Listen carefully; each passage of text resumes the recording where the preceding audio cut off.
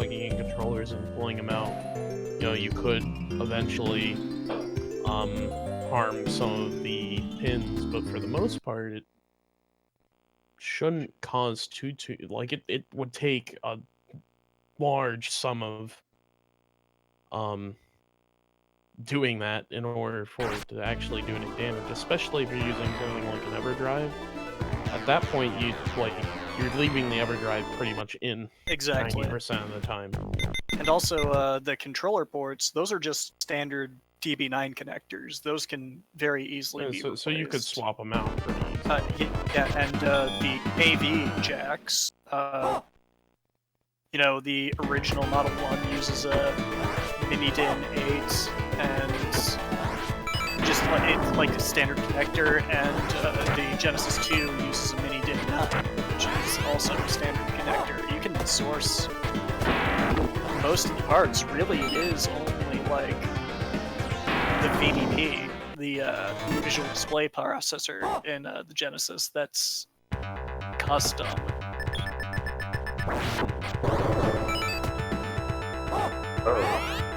Shadow Dancer seems to be a lot fun. Is it like an arcade port? Or because yes, in comparison to the other Shinobi games that I've seen, it seems a lot more arcadey in its design. My shuriken button is not responding to the original Shinobi arcade game in terms of its mechanics. I believe there was a Shadow Dancer arcade game. I'm not sure. Ooh, nice.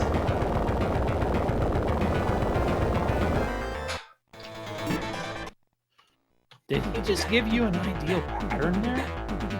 He did. I think because I didn't drop one of my... Usually there's a shuriken that I tend to miss. I actually hit it this time, and yeah, he decided to do his fire breath again. I was able to continually chain him there. But, Shane, to answer your question, this is a very loose adaptation of Shadow Dancer from the arcades, but mechanically it's got a lot in common with the Shinobi arcade game. Yep.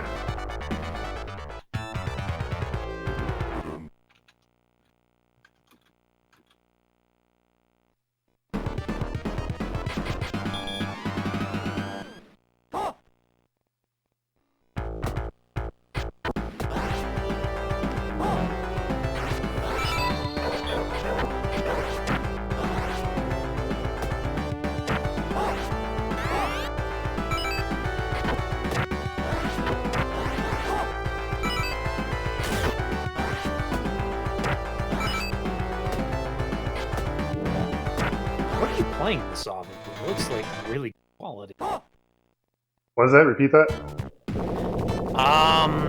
What are you playing this off of? It looks like it's really good quality. It's my actual Genesis. Well, right now, oh god, going through the 32X, but I have HD retrovision cables. Yes, that's what I use as well. They are nice. Yeah, they are super nice.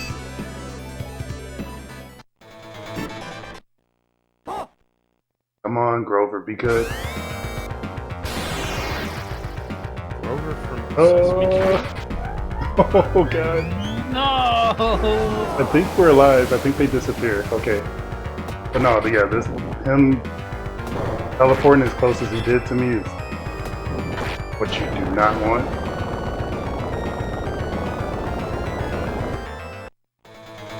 But we're still sort of in the green.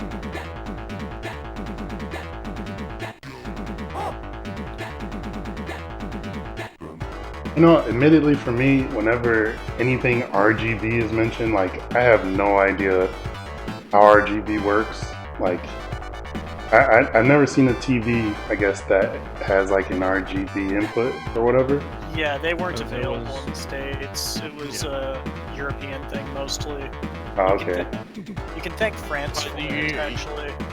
Europe tended to have the better standards. Image quality. The more robust standards. America just happened to make the standards first. Yeah, so a lot of And then, PAL's yeah. quality Go ahead. improvements over NTSC have to do with it coming later. So the big thing is that with NTSC broadcast signals, image phase tends to shift when you switch between channels. You know, this was back in the early days of still vacuum tube electronics before transistors and all that jazz, before solid state I stuff. tried, Smitty, I tried. I mean, honestly, like, PAL, for all intents and purposes, was the better format, except when it came to video games. For everything else, it tended to be the more robust choice. As far as games that the speedrun was concerned, just the major problem Yeah, exactly. being Like, the 50 hertz. when NTSC is properly calibrated, and this is why the hue control was included on television sets, like, the color quality is good. It's just that at the time, electronics were not good enough to prevent this sort of phase shifts that occur. By the 1970s, when stuff moved over to transistors and you had solid-state electronics, those problems basically no longer existed. And, Not to mention as Yeah. the CRT technology advanced and got better. yeah, where Tron is a very good example. Yes, Trinitron was revolutionary. It's still very good technology for imagery production. PAL has its own set of issues. They are better issues in some cases. Weak signals on PAL tend to cause a saturation shift rather than a hue shift, which is more tolerable. And that has to do with PAL stands for phase alternating line, so the phase of the signal is alternated between scan lines, and that's basically a way of correcting the kind of hue errors that NTSC suffered from. There are some other nasty types of video artifacts that can happen in PAL that can't happen in NTSC, but assuming you're receiving a strong signal, it would have been fine. This, of course, doesn't matter because there's no analog over-the-air broadcasting in any of these countries anymore. And over a composite video, like in a non-broadcast situation, the differences between the two in terms of overall image quality are much less. Now, the reason we've got RGB is because France decided to do something different. Their television standard was called SpeedGaming, which is named after the council that was responsible for developing it. The joke in television engineering is that it stood for something essentially contrary to the American method, which, I mean, is a pretty good description of it. But, part of the standardization was they wanted an input format for, like, home video usage that didn't require, like, decoding PAL or Yes! Oh my goodness, the light. Nice. That's what we want. That is what we want. I mean, RGB is sort of...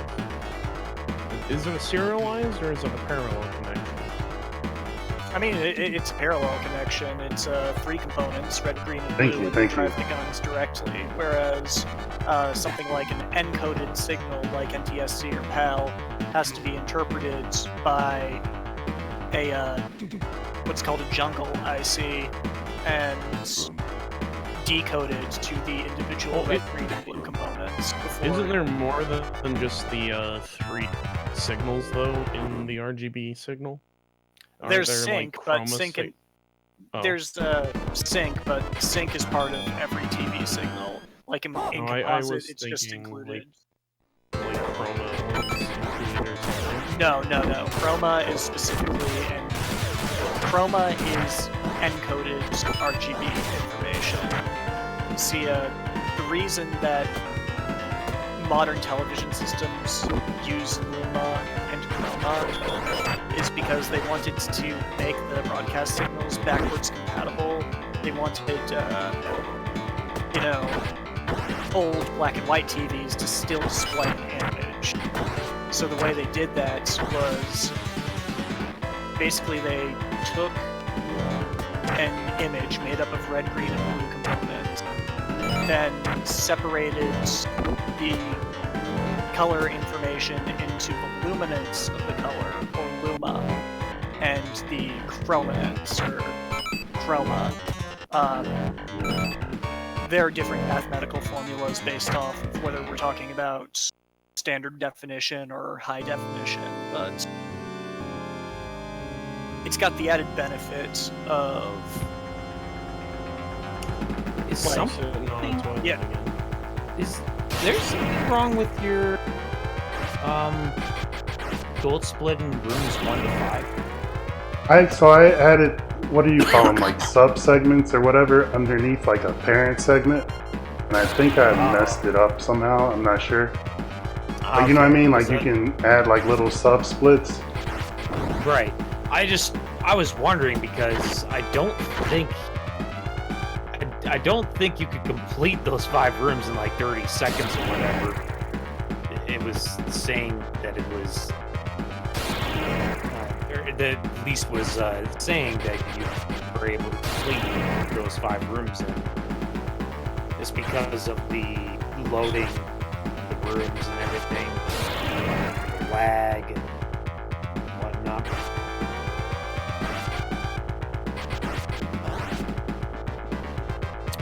Shane, did I ever send you the link to the Displaced Gamers channel on YouTube? Because they do a really good job. Yeah. I'll send it to you. I've mainly been watching like Technology Connections and that sort of thing for some information, but he's never like super exhaustive with his information. Yeah, I'll send you a link. This guy has some really nice explanations of a lot of television technology as related to old video game. You might PB.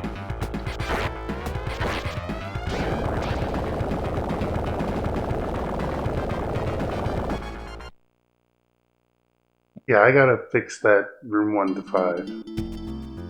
GG. That's a PB. PB! Yeah. That's PB? Oh, hell yeah. GG, man. Awesome. Holy crap. This is a huge turnaround for me, considering yesterday, like,